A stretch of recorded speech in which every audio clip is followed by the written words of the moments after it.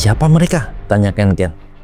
Dua orang yang terkapar itu adalah mantan anggota Kurotaki yang melakukan kudeta, saut Kameyama. Hachiya Brothers. Aku pernah dengar. Pimpinan geng demon dari kota sebelah. Si kembar sadis Michio dan Yukio, kata Aoyagi. Aku akan pakai mereka menghabisi para pengkhianat dan para lalat pengganggu, kata Nanjo. Ken maju menghentikan Michio dan Yukio. Sedangkan rombongan di belakangnya tampak panik. Aku sakit dari susulan. Aku mohon, sudahi saja ini semua. Rombongan Ken sudah dipaksa berlutut dengan tangan terikat di belakang. Di depan mereka berdiri rombongan Black Lizard. Muka Ken dan yang lainnya sudah babak belur gak berbentuk. Oke brother, ketemu lagi dengan Manggayo, channel favorit kalian untuk tahu cerita-cerita tentang berandalan di kota Toarushi.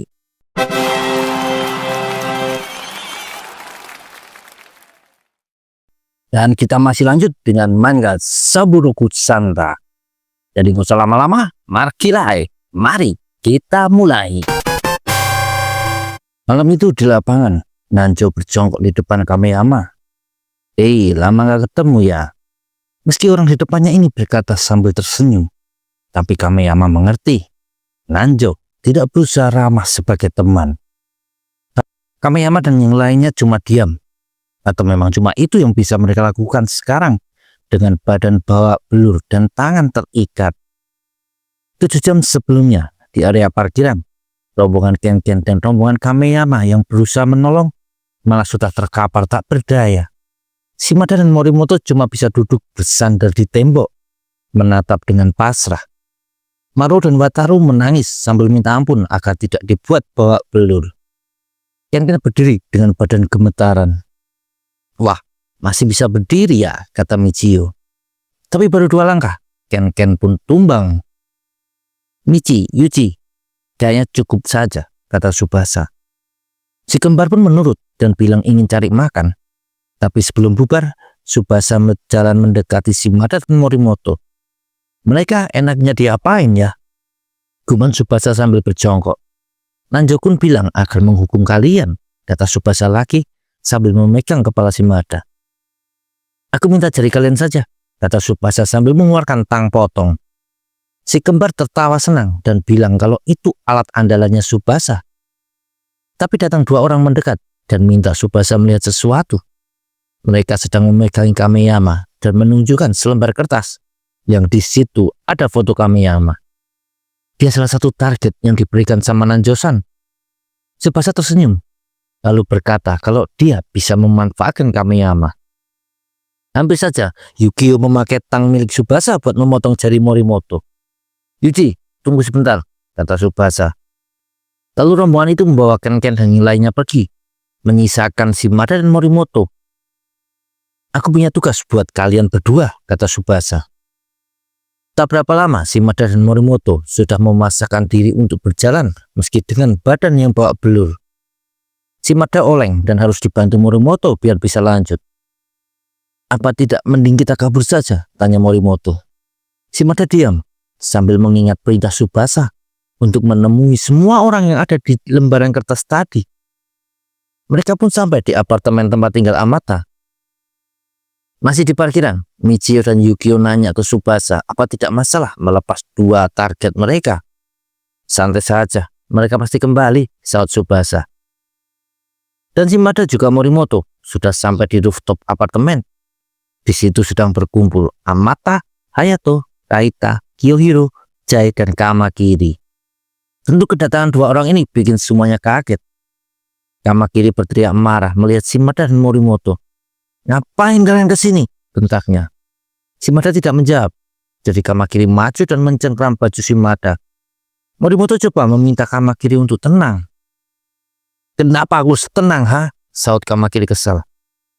Tidak apa-apa, Mori. Aku sudah bersiap kalau diperlakukan begini, kata Shimada. Lalu Kamakiri membantingnya ke lantai. Apa kamu mau playing victim brengsek? Tidak akan mempan padaku, teriak Kamakiri. Raita dan Kiyohiro menyuruh Kamakiri buat tenang, tapi langsung dijawab dengan teriakan emosional oleh Kamakiri. Kalian tidak tahu rasanya. Orang ini pantas mendapat balasannya, Kamakiri mengangkat tinjunya tinggi, siap menghajar Shimada. Tapi gerakannya terhenti oleh Hayato yang menahan tangannya. Cukup, gak ada gunanya kamu mengajarnya, kata Hayato.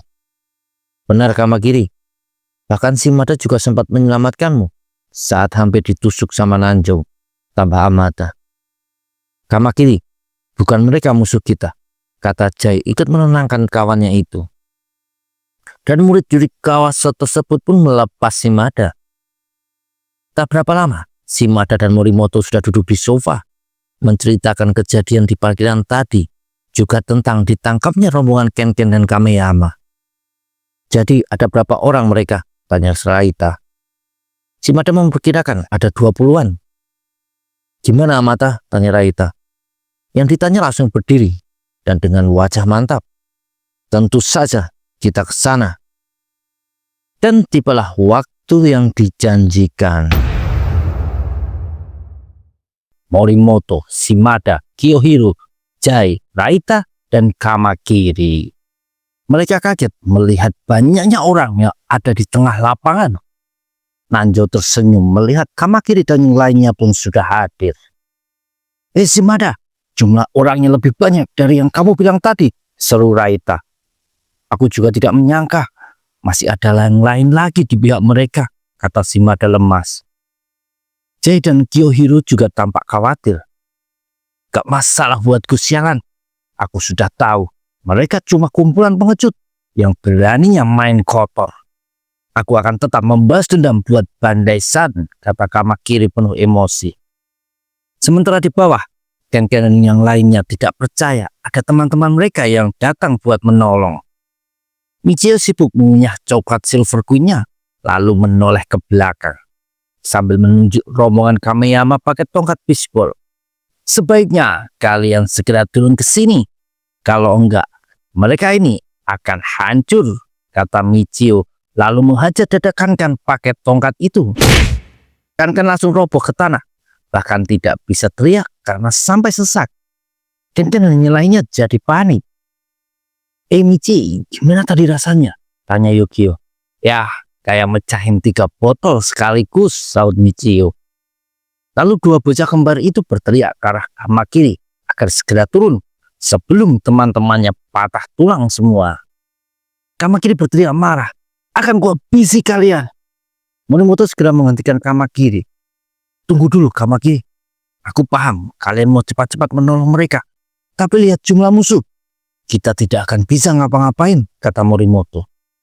Shimada mengiyakan perkataan Morimoto tersebut. Terus kita harus bagaimana? Situasinya sudah gawat di sana, seru Kamakiri. Raita dan Kiyohiro pun setuju dengan Morimoto. Sementara itu, ada Hayato dan Amata yang malah sedang menuju ke tempat lain. Beberapa saat sebelumnya, saat mereka mau berangkat ke lapangan, Shimada bilang ingin diizinkan ikut mereka. Kalau kami pergi sekarang, cuma akan menjelaskan betapa pecundangnya kami. Setidaknya, izinkan kami membantu Kensaki dan yang lainnya yang sudah menolong kami sebelumnya, ujar Shimada. Lalu di saat yang sama, HP Raita berbunyi. Dia kaget melihat siapa yang menelpon, yaitu Ginta.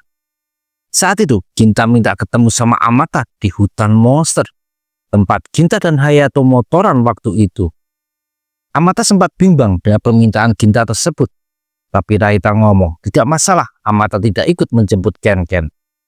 Pergilah, biar diantar Hayato, kata Kiyohiro. Ya benar Amata, kami bisa kok, kata Kamakiri dan Jai. Kembali ke lapangan, situasi malah sedang membingungkan buat Kamakiri dan yang lainnya. Sedangkan kelompok Nanjo tampak tersenyum senang melihat lawannya kebingungan. Sepertinya mereka sudah mulai ketakutan, kata Nanjo. Mereka akan kubuat menyesal karena sudah berani menggangguku. Nanjo berjalan di belakang rombongan Kameyama yang dipaksa berlutut di tanah. Kameyama sampai gemetaran hanya karena Nanjo berhenti di belakangnya. Nanjo memegang 2 bahu Kameyama. Waktu itu, kamu dan teman-temanmu mengganggu kemenanganku kan, kata Nanjo. Lalu dia menyuruh Michio mematahkan salah satu lengan Kameyama. Semuanya jadi tambah ribut mendengar perintah tersebut. Dan beberapa jam sebelumnya, di sebuah gudang, ada Nanjo dan Aoyagi yang menghadap ke Masamune yang ditemani oleh Ginta. Lalu Nanjo menyerahkan satu amplop tebal. "Bulan ini dapat banyak. Aku sudah bekerja cukup keras loh," kata Nanjo. "Baiklah, akan kuserahkan ke Tenkai." Lalu Aoyagi menyingkir sebentar buat menerima telepon. Sedangkan Nanjo kembali mendekat ke arah Ginta. Aku dengar kamu jago komputer. Bisa tolong aku download videonya Maria Ozawa dan Mia Khalifa?" kata Nanjo. Laptopku bukan buat begituan," kata Ginta. Aoyagi memotong obrolan Nanjo dan memberitahu ada kabar dari Hachiya bersaudara. Ternyata mereka menangkap Shima dan Morimoto, tapi di saat bersamaan juga menangkap bocah Rindo yang mengganggu kita waktu itu, lapor Aoyagi. Ginta kaget mendengar nama sekolah Rindo disebut. Namanya Kameyama dan 2 orang lainnya. Mereka juga terpaksa berurusan sama bocah-bocah susuran, kata Aoyagi. Ginta merasa lega karena bukan Amata yang dimaksud. Tapi Ginta kembali kaget mendengar Hachiya bersaudara ternyata memakai mereka semua sebagai sandera buat memaksa Kamakiri dan yang lainnya buat muncul. Mereka akan kumpul di lapangan Betsudo jam 10 ini. Nanjo tertawa senang dan bilang akan datang menghabisi semua orang itu. Ginta tambah khawatir tentang keselamatan Amata. Lalu Nanjo pamit ke Masamune buat pergi. "Jangan bikin masalah. Sebentar lagi kita akan perang," kata Masamune. "Siap," kata Nanjo sambil berjalan pergi bersama Aoyagi. Tahu-tahu Ginta teriak agar Nanjo berhenti. "Tunggu sebentar, Nanjo!" Yang dipanggil datang mendekat. "Ada apa?" Ginta memberanikan diri meminta Nanjo membatalkan rencananya ini. "Sorry Ginta, meski kamu memohon pun aku tidak akan berhenti. Aku tahu mereka semua ini temanmu kan?" kata Nanjo sambil mengeluarkan selembar kertas berisi foto Amata dan yang lainnya. "Saat pertama ketemu denganmu, aku bingung kenapa kamu yang seperti ini bisa terlibat. Dan menurutku, kamu tidak akan bisa mengimbangi kami kalau masih berteman dengan orang-orang ini. Makanya justru aku akan membantumu memutus hubungan dengan teman-temanmu itu," kata Nanjo. Sepeninggalan Nanjo, Ginta jadi bingung di kamarnya. Dia ingin cari cara menyelamatkan Amata. Apalagi tadi Masamune ngomong tidak mau ikut campur di perkelahian para bocah. Ginta berpikir buat nelpon polisi. Tapi kalau begitu, maka Nanjo pasti tahu kalau Ginta lah yang menggagalkan rencananya. Kemudian dia dapat pikiran buat nelpon Amata saja. Tapi masih bingung mau pakai alasan apa. Kalau dia bilang ini jebakan, Ginta yakin Amata tetap tidak akan menganggap ini berbahaya. Kalaupun berbohong dengan ngomong ada ratusan musuh yang menunggu, Ginta juga yakin kalau itu justru menambah semangat Amata. Ginta memutar otak dan akhirnya memakai alasan kalau dia berniat kabur dari Dark Lizard, tapi malah dikejar-kejar. Dia minta Amata datang membantunya lolos dari para pengejarnya ini. Setelahnya, Ginta tetap berniat menelpon polisi, tapi keburu Masamune sudah datang. Tenkai sudah menunggu. Cepatlah, kata Masamune. Ginta jelas tidak berani membantah Masamune. Dia pun batal untuk menelpon ke polisi. Sementara Amata sudah sampai di tempatnya dimaksud dan dia jelas langsung bingung karena tidak menemukan satu orang pun di situ. Kembali ke lapangan, Yukio sudah memegangi tangan kanan Kameyama dengan Michio sudah mengangkat tongkat baseballnya tinggi-tinggi. "Kameyama!" teriak Maruo dan Wataru. Di pinggir lapangan, Kamakiri dan Raita bingung harus melakukan apa. Sedangkan Kameyama sampai menangis. Dia menundukkan kepalanya. "Tolong, jangan patahkan tanganku. Aku minta maaf. Aku janji tidak akan melawan kalian lagi. Tolong ampuni," isak Kameyama. "Akhirnya kamu paham situasinya juga, Kameyama. Kamu pintar ya," kata Nanjo. "Tapi semuanya lagi seru nih. Jadi aku tidak akan berhenti. Tahu-tahu Ken meneriakin Nanjo. Matanya tajam menatap ke arah Nanjo. "Hei bangsat, lihat tuh orang sudah menangis. Mau kamu patahkan tangannya pun tidak ada gunanya. Kalau berani, patahkan saja tanganku. Aku Kensaki Yusuken, kelas 1 susuran," teriak Ken. "Gimana? Apa kamu takut berurusan sama susuran? Guntat," ejek Ken. Nanjo berdiri di depan Ken. "Baiklah Kensaki, akan kukabulkan permintaanmu." Nanjo nanya apa Ken yakin soal omongannya barusan. Dia berjongkok di hadapan Ken. "Sayangnya, perkataanmu tidak ada pengaruhnya." Semua orang terdiam menunggu apa yang akan terjadi, karena jelas nama susuran bukan hal yang bisa diabaikan begitu saja. Lalu Michio maju mendekat. Nanjo, apa susuran itu tempat yang terkenal? Ken-chan ini dari kemarin selalu membawa nama susuran. "Sudahlah, getakan itu tidak berguna tahu," kata Michio. Mendengar itu, semua rombongan Nanjo pun tertawa mengejek Ken.